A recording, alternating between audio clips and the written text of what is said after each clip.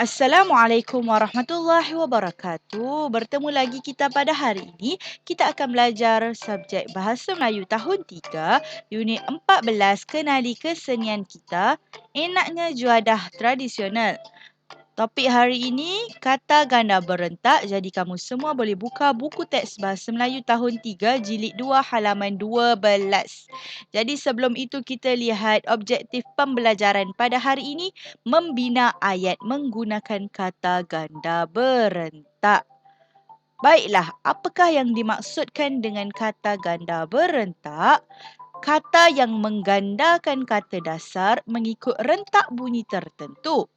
Seluruh kata dasar digandakan dan bunyi-bunyi tertentu diulang atau diubah.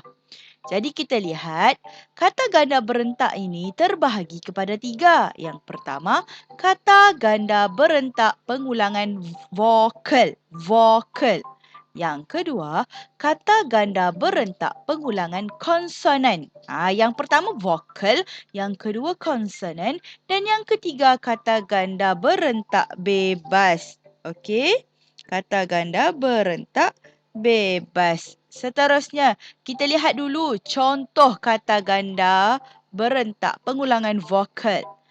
Kata ganda yang mempunyai ciri-ciri persamaan pada bunyi-bunyi vokal. Apakah dia huruf vokal? Kamu semua sudah tahu. Okey. Huruf vokal, hurufnya apa? Huruf A, E, I, O, U. Ingat, itu huruf vokal A, E, I, O, U. Kita lihat contoh. Ingat kata ganda ni dia ganda kan tahu? Dia ganda. Kalau lauk, lauk tu satu. Bila kita gandakan pada pengulangan vokal, lauk, pauk. Dia jadi banyak. Kenapa ia dikatakan kata ganda berentak vokal? Tengok. A dan U, A dan U. Itu merupakan huruf vokal. Jadi nampak dia ada pengulangan di situ. Jadi contoh ayat.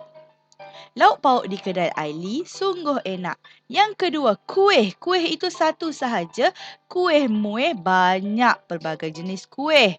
Jadi, kamu lihat pengulangan huruf vokal pada kuih muih, huruf U dan I. U dan I. Jadi contoh ayat, kuih muih di kedai itu mahal harganya. Dan yang ketiga, sayur. Sayur. Sayur satu, sayur mayur banyak. Jadi terdapat juga pengulangan huruf vokal iaitu huruf A dan U. Sayur mayur itu sangat segar. Jadi kamu perlu ingat, jika pengulangan huruf vokal, apa huruf vokal ada berapa? A, E, I, O, U. Ada 5. Okey, seterusnya kita pergi kepada kata ganda berentak pengulangan konsonan. Macam mana? Kata ganda yang mempunyai ciri-ciri persamaan pada bunyi-bunyi konsonan. Huruf konsonan. Ada berapa huruf konsonan? Tak perlu hafal. Sebab kamu sudah hafal. Jadi huruf konsonan ni semua huruf konsonan kecuali huruf A, E, I, O, U. Huruf apa kecuali huruf A, E, I, O, U?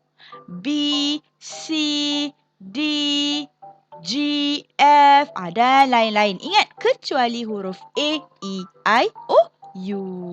Itu merupakan huruf konsonan. Jadi kita lihat kata ganda berentak pengulangan konsonan gopoh. Jadi kita gandakan gopoh gapah. Nampak? Apa huruf yang diulang? G, P, H. Huruf G, P, H. Yang mana huruf itu merupakan huruf konsonan. Gopoh gapah. Gopoh gapah ni macam dia tergesa-gesa. Jadi contoh ayat, Pak Samad gopoh gapah dalam menyiapkan kerjanya. Okey, seterusnya mundar. Mundar. Mundar mandir macam ulang alik.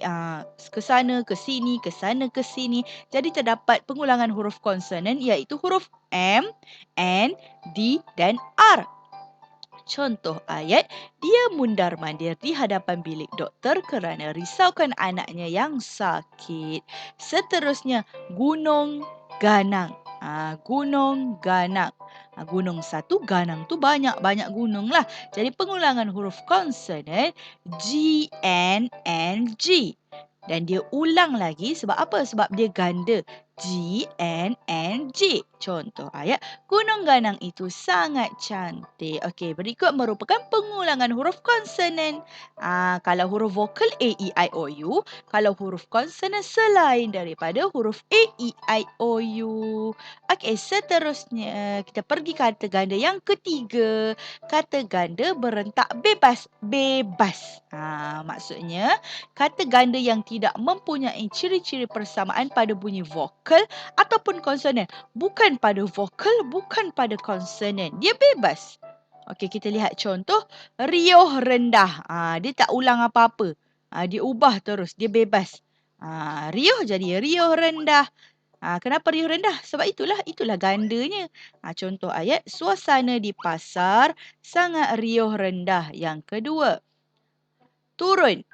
Turun-temurun. Maksud turun-temurun ni apa? Daripada generasi lama hingga generasi baru. Generasi kini. Dia menggunakan sesuatu benda tu. Ataupun diwarisi daripada dulu hingga sekarang.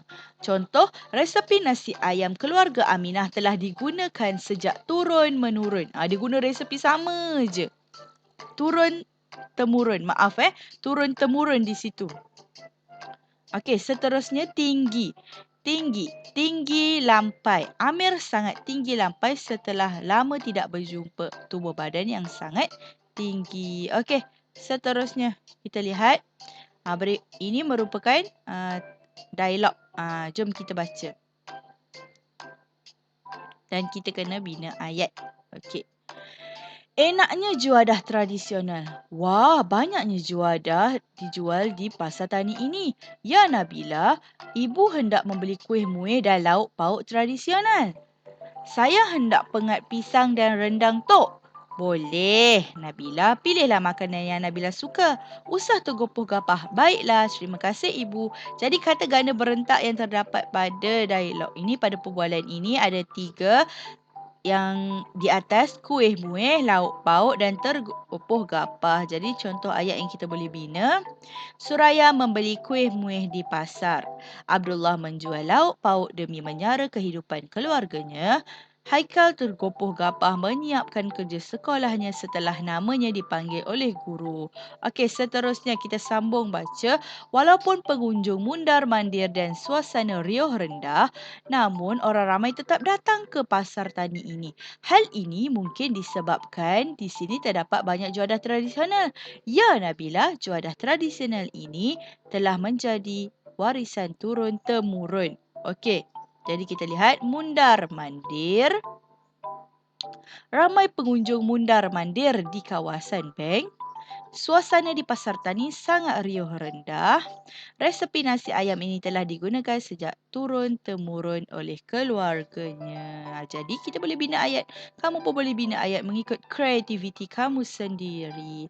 Okey, sekarang tibalah masa untuk menyiapkan latihan atau tugasan pada buku aktiviti. Jilid 2, tahun 3, halaman 14. Okey, buka sekarang. Jadi jom kita baca dahulu. Perkataan lengkapkan petikan dengan kata ganda berentak yang betul.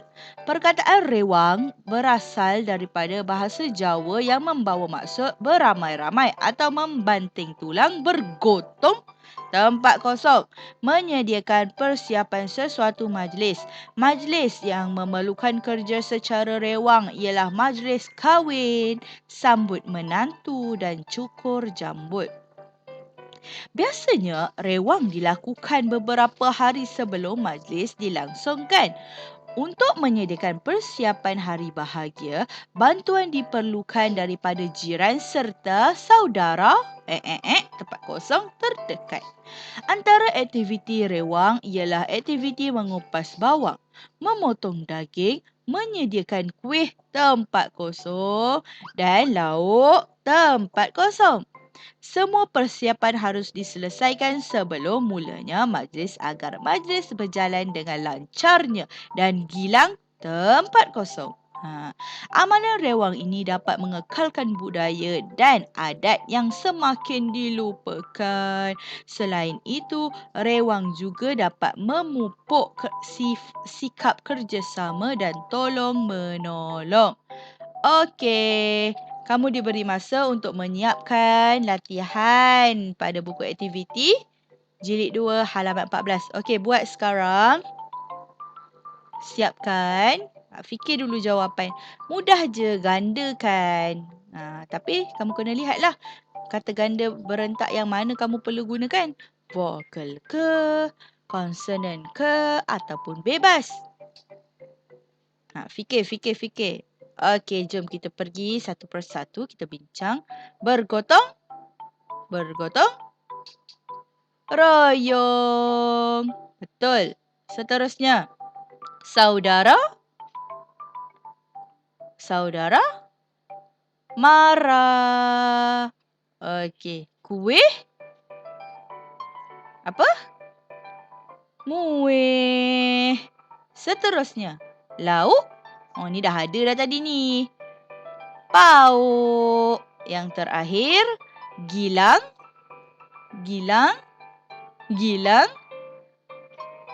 Gemilang.